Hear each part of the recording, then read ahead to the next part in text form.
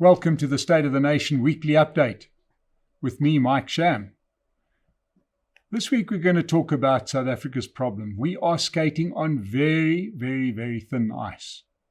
South Africa has got a foreign policy problem. For 30 years, our foreign policy has been simple. Our leaders have gone out there and said, we suffered apartheid, we had colonialism, this is the land of Nelson Mandela, we can do what we like and please give us money. That's been our foreign policy. Most countries, their foreign policy is, we add value. In this way, you'd like to do business with us. We're not going to annoy our friends. South Africa, none of those rules apply. So, in South Africa, we haven't faced an external military threat since the Boer War in 1899. Suddenly, we are being threatened by little old Rwanda. Well, should we be worried? Perhaps we should.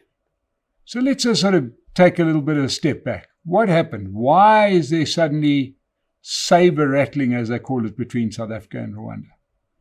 Well, in the past week or so, 13 South African soldiers have been killed in a peacekeeping mission in the Democratic Republic of South Africa. This problem in the Democratic Republic of the Congo is between the DRC government, which is largely dysfunctional, and they've been attacking some Rwandan people that live in Congo. These places are very close together. And there's been an escalation in the fighting.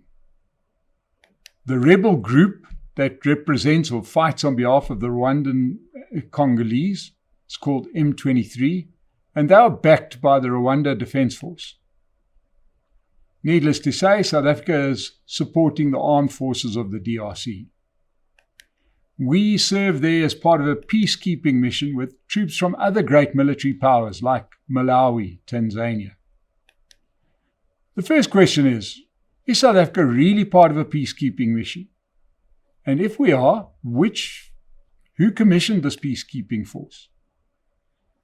Well, according to the South African government, this is a peacekeeping mission that has been commissioned by SADC, the Southern African Development Community. Now, understand who SADC are. They're currently chaired by that wonderful Democrat, President Emerson Mnangagwa, the Zimbabwean kleptocrat, the guy who's stolen elections, who's killed his own people, who recently congratulated Frelimo for winning the disputed Mozambican elections before any of the votes were counted. So that's who SADC are. And now we've got this peacekeeping mission.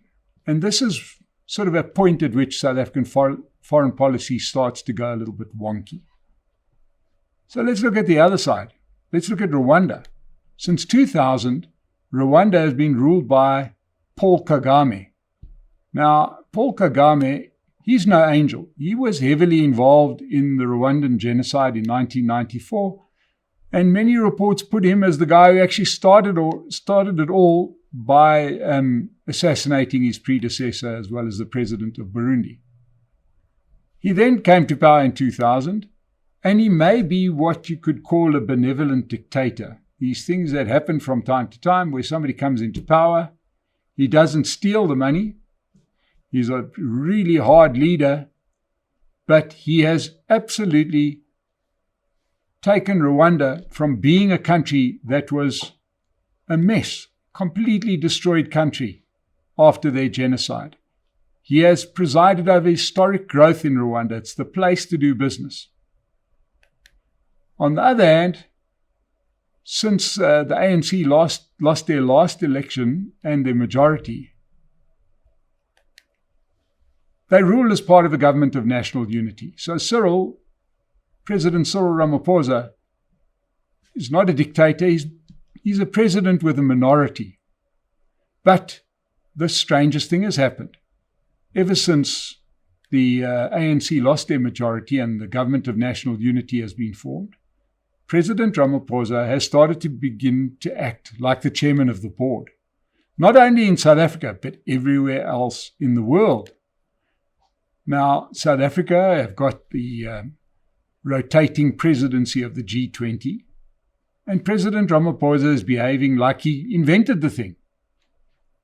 Another hallmark of President Ramaphosa since the last election is that he's become quite liberal with his understanding of the truth. We saw what happened in the GNU, where he broke agreements, or he had his own version of conversations that other people in the room deny that he had. And now he's trying to do that with Paul Kagame.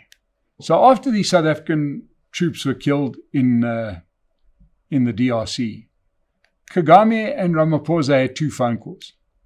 And Kagame said that what had been communicated about his conversation with Ramaphosa in the media by South African officials and by Ramaphosa himself contains a lot of distortion, deliberate attacks, and even lies. Well, according to our Minister of Defense, the one and only, that great freedom fighter Angie Motshekga, South Africa had threatened Rwanda with escalation if Rwanda didn't stop killing South African soldiers. The president also called the Rwandan military a militia, and they were backing a rebel force.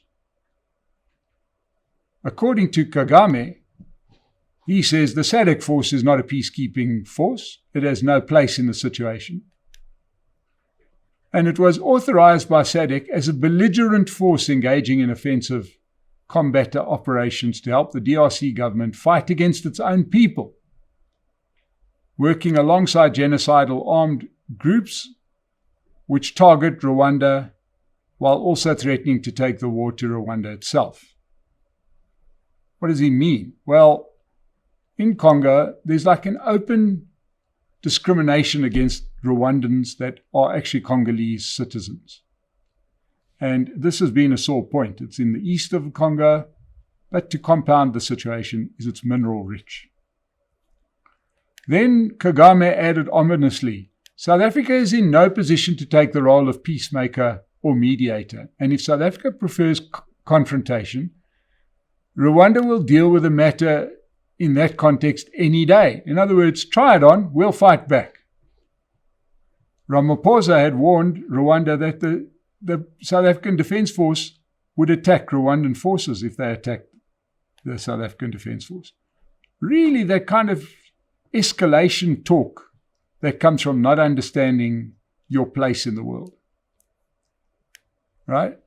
So, should we be worried about the threat of military action by Rwanda? Well, on paper, we've got nothing to worry about. Rwanda has a population of 13 million. We have about 5 times that number. But remember, wars are not fought on paper. Just ask Vladimir Putin. So let's have a look at the state of the South African military. In his infinite wisdom following the last election, President Ramaphosa decided it was a good idea to appoint Angie Motshekga as our Minister of Defense.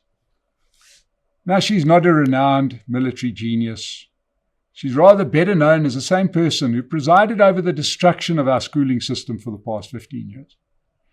Her legacy there has been a disaster, failing education standards, implementation of the much maligned 30% pass mark. She failed to eradicate pit toilets or to rein in the South African Democratic Teachers Union, SATU. Only the ANC could imagine that Angie Motshekga would be the best person to repair our dysfunctional military. Then we've got to look at the state of readiness of our military. We all remember the arms deal, the original sin in the new South Africa. This was in the late 1990s. Facing no international threat, the South African government of the time decided we needed a massive upgrade to our military equipment. And even though South Africa produces equipment locally through places like Denel, we had to buy this military equipment from offshore traders. Now, this market is notoriously corrupt, and sure as hell, theft ensured that we didn't get what we paid for or what we needed. At the same time, by denying Denel the ability to supply our own army, that manufacturer went down the toilet and has subsequently been looted and only survives on bailouts. and they can't really produce arms in any kind of meaningful fashion. On the other hand, we must consider Rwanda. Nobody can accuse the Rwandan army of not being battle-ready. They've basically been fighting for nearly 30 years. And even the DRC, which has a population of more than 100 million people, take regular beatings at the hand of Rwanda. Rwanda has built a thriving economy, and corruption is not tolerated in Rwanda. Under Kagame, he has instilled discipline in that country. I mean, even something wouldn't get a mention in most countries, but as a South African, you would understand. He has initiatives where everybody cleans the country every week. And any South African that visits Rwanda is astounded by the cleanliness and pride on display in Rwanda. Okay, now we get back to geopolitics or foreign policy. Rwanda has had a famously close relationship with Israel. And Rwandan soldiers can be seen wearing uniforms and carrying arms that are produced by Israel. It's a pretty tight arrangement between those two countries. As the Iranians might tell us, the Israelis are also producers of some nifty weaponry.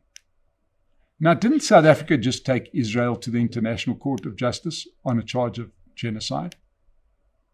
Now, I'm not saying that Israel were blameless in this, but let somebody else take them to the ICJ, not us. Right? It may sound good on your CV, but you're going to pay an international price on this. You'll never see China or India meddling like South Africa meddles. And then we've got to consider Donald Trump's America.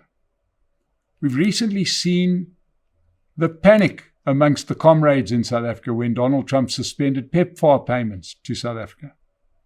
Now, for those that don't understand, PEPFAR for the past 20 years has kept South African HIV and AIDS sufferers alive. This comes at a cost of more than $5 billion to the US taxpayer every year. And for the past 20 years, none of our comrades have had anything good to say about the USA. I've been talking shit about them for 20 years. America stops paying for our AIDS medication. Suddenly all the same comrades are saying, no, what are you doing? Keep sending us money. So what should South Africa do now? For starters, perhaps we should start getting better international relations advisors. President Ramaphosa should understand that not everybody will take the kind of abuse that his GNU partners have become so happy to take. So he should be careful before he throws his weight around. You should remember that you cannot command international respect when you're presiding over a failing country that blames everybody else for your failures, a country where you discriminate against your minorities. This won't work in 2015. The South African military should try and find a very graceful way to end their misadventure in DRC and focus instead on local issues. Nothing will test your global alliances more than a war. I doubt if Russia, China, India, or Brazil are going to send their young men to die helping South Africa in the DRC. And as for our old ally Cuba, well, they also can't keep the lights on. So perhaps it's time for us to get a little bit more realistic about our foreign policy. Thank you for joining us. Please support Pace Car Rental. They keep us on the air. Subscribe to the State of the Nation, and we'll see you next week on the Weekly Update.